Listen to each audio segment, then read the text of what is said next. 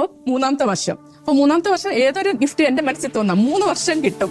അപ്പോൾ മൂന്നാമത്തെ പ്രാവശ്യവും കിട്ടാനൊരു ചാൻസ് ഉണ്ട്. പക്ഷെ ഗിഫ്റ്റിന് വേണ്ടിയല്ല, ഗിഫ്റ്റിന് വേണ്ടിയല്ല ചെയ്യുന്നത്. പക്ഷെ എൻ്റെ മനസ്സിൽ അങ്ങനെ തോന്നുക 3 പ്രാവശ്യം 3 വർഷം എനിക്ക് കിട്ടും. അപ്പം മൂന്നാമത്തെ വർഷം എന്താ സംഭവിച്ചതെന്ന് വെച്ചാൽ, ഞാനിങ്ങനെ രാവിലെ എഴുന്നേറ്റിട്ട് ഒരു ഭയങ്കര ഒരു ഉൾപ്രേരണ എനിക്ക് ജോലിക്ക് കയറുന്നതിന് മുമ്പേ ഞാനൊരു 9:15 9:20 അതിൻ്റെ ഇടയ്ക്ക് ലോഗിൻ ചെയ്യും.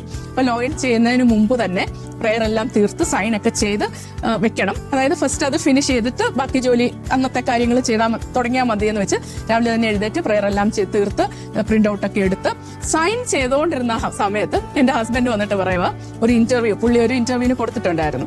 അപ്പോൾ ഇന്റർവ്യൂവിന്റെ കോള് വന്നു. അവർ കൺഫേം ചെയ്ത് ഇന്റർവ്യൂ ഇപ്പം 2-3 ദിവസത്തിനകം നടക്കും. അപ്പോൾ അത് വന്നെന്ന് പറഞ്ഞു. അപ്പോൾ ഹസ്ബൻഡ് വേറൊരു ജോലി ചെയ്യുന്നുണ്ടായിരുന്നു.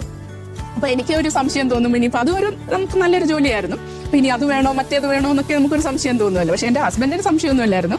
അദ്ദേഹം കിട്ടിയപ്പോഴേ പറഞ്ഞു ഓക്കെ എന്ന് പറഞ്ഞായിരുന്നു ഞാൻ അറ്റൻഡ് ചെയ്യാന്ന്. പക്ഷെ എനിക്ക് ചിലപ്പോൾ ഒരു സംശയം തോന്നാം. പക്ഷെ ഞാൻ ഈ സൈൻ ചെയ്തുകൊണ്ടിരുന്ന സമയത്ത് ഇത് വന്നതുകൊണ്ട് എൻ്റെ മനസ്സിൽ ഭയങ്കര ഒരു സ്ട്രോങ് ആയിട്ട് വന്നു, ഇത് മാതാവ് തരുന്ന ഒരു ഗിഫ്റ്റാണ്.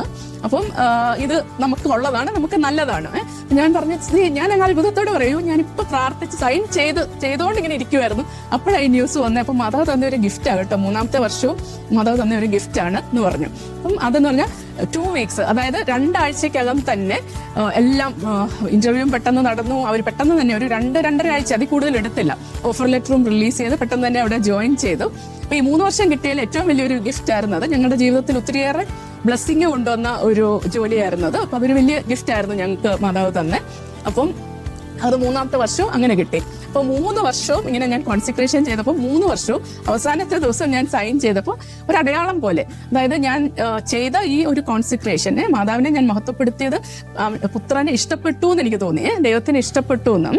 അതായത് മാതാവിനെ ഒത്തിരി സ്നേഹിക്കുന്നത് അല്ലേ. ഈശോ ഏത് സെയിന്റാ പറഞ്ഞതെന്ന് ഞാൻ ഓർക്കുന്നില്ല, ഞാൻ നേരത്തെ വായിച്ചാണ്. നമ്മൾ എത്രയധികം മാതാവിനെ സ്നേഹിച്ചാലും ഈശോ അമ്മയെ സ്നേഹിച്ച് അത്രയും നമുക്ക് സ്നേഹിക്കാൻ പറ്റത്തില്ല എന്ന്. അതായത് ഏക ഒരു രക്തബന്ധമായിരുന്നു അമ്മ എന്ന് പറഞ്ഞ ഈശോയ്ക്ക് അല്ലേ. ഈശോയ്ക്ക് കുരിശിൽ മരിച്ചപ്പോഴും